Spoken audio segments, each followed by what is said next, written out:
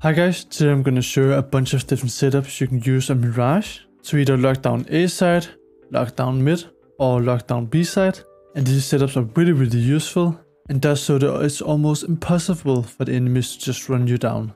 So let's get straight into it. First of all, A side.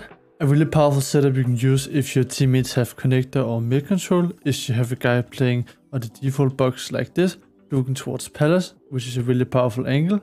Then you have a second guy either playing on top of firebox right here, holding ramp in a really strong off angle. You can also play an angle like this towards ramp, or more close and narrow angle like this if he wants to. Then if this guy gets contact, this other guy can easily, if he doesn't get the kill, go out like this and get cover from ramp and kill the guy coming out here. And if this guy in here gets contact on ramp first, this guy can easily just swing like this and get a free kill. Just remember, you need to have connector control, because they can easily come up connector and see you both. If you maybe don't have connector control and want to play a really good setup, you can 1. Just play one guy under palace and one guy CT jumping, where the guy CT jumping can just go for info, and let's say they're coming out ramp, he can flash for his teammate, and he can easily just peek on ramp on the flash. Or if anybody goes out palace, this guy can also try to kill them. And it's a really powerful setup. You can also, if you want to surprise the enemies a bit more, play 2 guys under palace, which is also really powerful. So one guy is gonna stay like this, try to fight a bit more, and then the second guy is gonna hide a bit more and also smoke if they mullo, and maybe more look for palace. And it's really powerful, because if they get one kill under palace and this guy just plays like normal, the other guy almost guarantees gets 1 or 2 kills. And can also be pretty powerful if you don't have connector control. But probably most likely when you're playing an A, you're gonna be alone and just gonna have to find some really good positions or ways you can anchor the side. For mid, one of the most common setups to hold mid if you take mid is to have a guy who's pushed up like this towards mid, looking towards underground, and then having a second guy either with an AWP or rifle just play this angle right here, holding for anybody pushing top mid. The reason why the setup is so good is that this guy, if they want to take control, can easily just flash for this guy and he can swing mid. You can also play something similar where the guy who's holding underground can go up here and hold underground like this.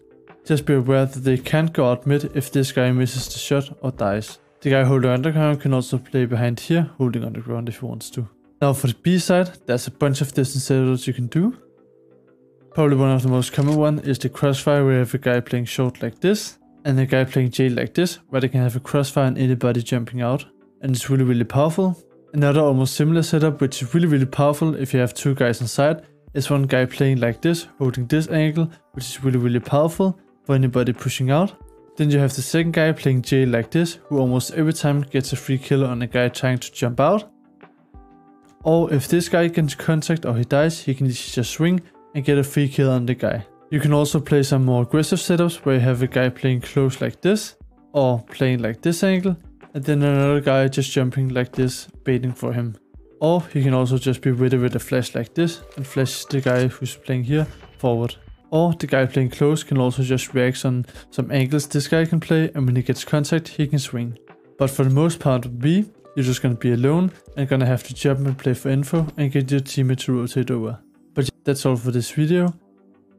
Hope you use some of these setups in your next games and they could be useful to you. And remember, you don't always have to play 2 the aggressive mid or 2 on B side, 2 on A.